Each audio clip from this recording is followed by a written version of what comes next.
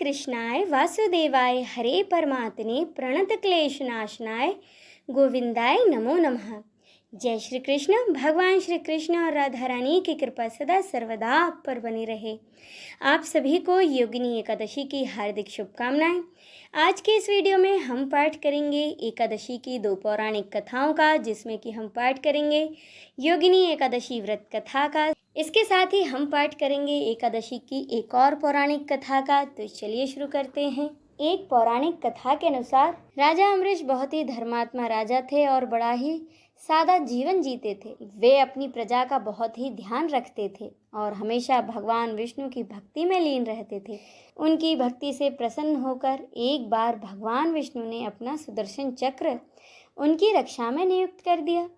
महाराज अम्बरीश ने एक बार द्वादशी प्रधान एकादशी का व्रत किया और वर्ष की अंतिम द्वादशी पर भगवान की पूजा करके ब्राह्मणों और पुरोहितों को दान दक्षिणा दी। व्रत की समाप्ति पर जब वे व्रत पारण करने बैठे तो अचानक से महर्षि दुर्वासा वहां आ गए।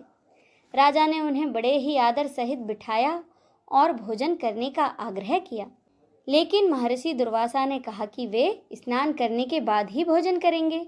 इतना कहकर वे नदी की ओर चले गए। वहां स्नान के बाद ध्यान करने में उन्हें बहुत देर हो गई। उधर महाराज अम्बरीश को द्वादशी बीतने से पहले व्रत का पारण करना भी जरूरी था और वे दुर्वासा मुनि के आने से पहले भोजन भी नहीं करना चाहते थे। अंत में ब्राह्मणों की सलाह पर व्रत को खंडित होने से बचाने के लिए उन्होंने पानी पी लिया।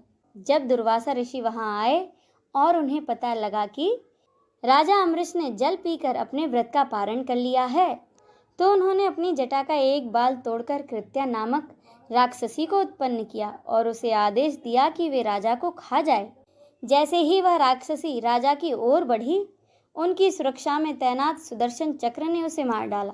इसके बाद वह सुदर्शन चक्र महर्षि दुर्वासा का पीछा करने लगा। दुर्वासा ऋषि उससे डरकर भागे, लेकिन वे जहां भी जाते सुदर्शन चक्र उनका पीछा करते हुए वहां पहुंच जाता। वे रक्षा के लिए ब्रह्मा जी के पास गए। उन्होंने अपनी असमर्थता जताते हुए उन्हें भगवान शिव के पास जाने को कहा। फिर वे भगवान शिव के पास गए तो भगवान शिव ने उन्हें भगवान विष्णु के पास जाने को कहा, क्योंकि अपने चक्र को वे ही वापस ले सकते हैं। वे किसी भी तरह भगवान विष्णु के पास जा पहुंचे। भगवान विष्णु ने भी महर्षि दुर्वासा से कहा कि आप अपनी सारी शक्ति बिना सोचे समझे लोगों को श्राप देने में ही नष्ट करते रहते हो। क्षमा ही तपस्वी का गुण होना चाहिए। अब महाराज अम्बरीश ही आपकी जान बचा सकते हैं। तो भगवान विष्णु के कहने पर महर्षि दुर्वासा राजा अम्बरीश के पास वापस जा पहुँचे और उनसे क्षमा मांगते हुए अपनी जान बचाने की याचना करने लगे। राजा अम्बरीश ने हाथ जोड़कर कहा कि हे मुनि दुर्वासा, आप अपना क्रोध शांत करें और मुझे क्षमा करें। भगवान का यह चक्र भी आपको क्षमा कर देगा। ऐसा करते ही वह चक्र वहां से अंतर्धान हो गया। इसी के साथ यह कथा संपन्न होती है। बोलिए श्री हरि नारायण की जय। अब सुने योगिनी एकादशी की व्रत कथा। एक बार धर्मराज युधिष्ठिर ने भगवान श्री कृष्ण से कहा, हे त्रिलोकीनाथ, मैंने ज्येष्ठ माह के शुक्ल पक्ष की निर्जला एकादशी की कथा आपसे सुनी है। अब आप कृपा करके आषाढ़ माह के कृष्ण पक्ष की एकादशी की कथा मुझे सुनाइए। इस एकादशी का नाम तथा महात्म्य क्या है, सो आप मुझसे विस्तार पूर्वक कहिए।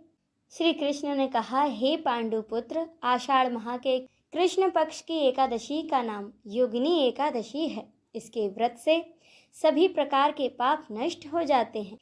यह व्रत इस लोक में भोग तथा परलोक में मुक्ति देने वाला है। हे धर्मराज, यह एकादशी तीनों लोकों में प्रसिद्ध है। इसके व्रत से सभी पाप नष्ट हो जाते हैं। तुम्हें मैं पुराणों में वर्णित इसकी एक कथा सुनाता हूँ, उसे तुम ध्यान पूर्वक सुनो। कुबेर नाम का एक राजा अलकापुरी नाम की नगरी में राज्य करता था। वह परम शिव भक्त था। उनका हेममाली नामक एक यक्ष सेवक था जो पूजा के लिए फूल लाया करता था। हेममाली की स्त्री बहुत ही सुंदर थी। उसका नाम विशालाक्षी था।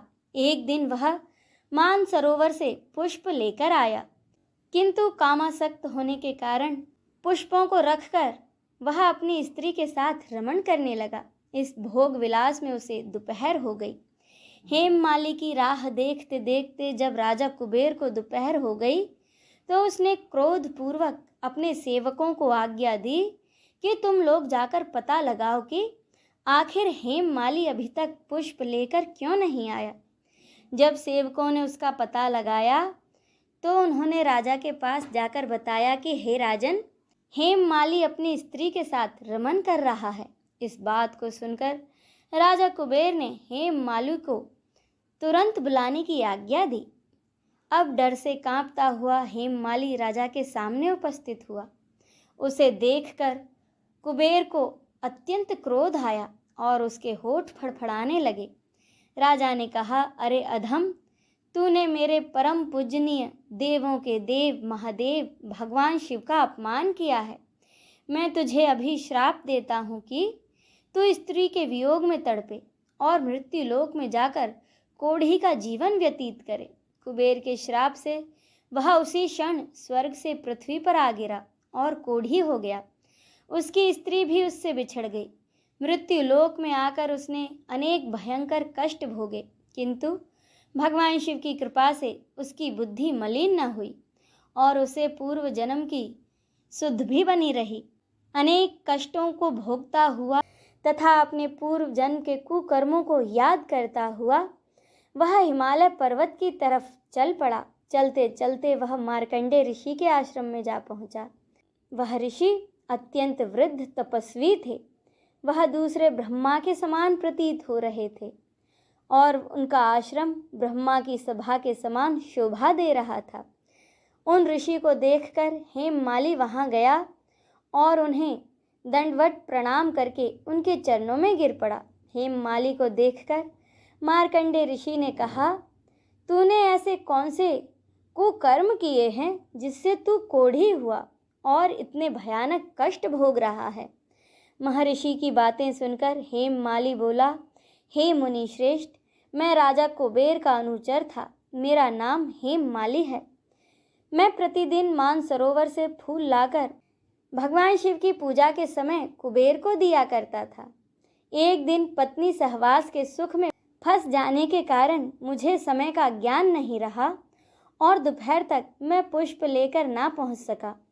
तब उन्होंने मुझे श्राप दिया कि तू अपनी स्त्री का वियोग और मृत्यु लोक में जाकर कोढ़ी बनकर दुख भोग।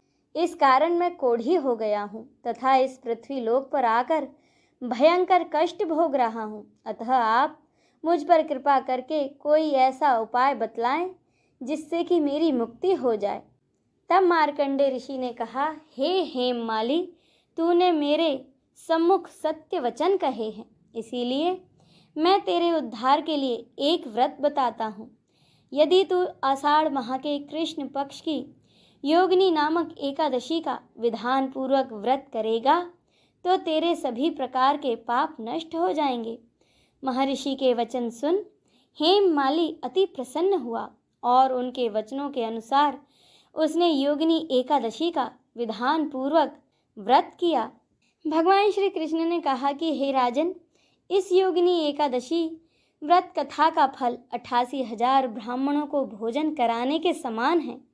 इसके व्रत से सभी प्रकार के पाप नष्ट हो जाते हैं और अंत में साधक को मोक्ष की प्राप्ति होती है और वह स्वर्ग का अधिकारी बनता है।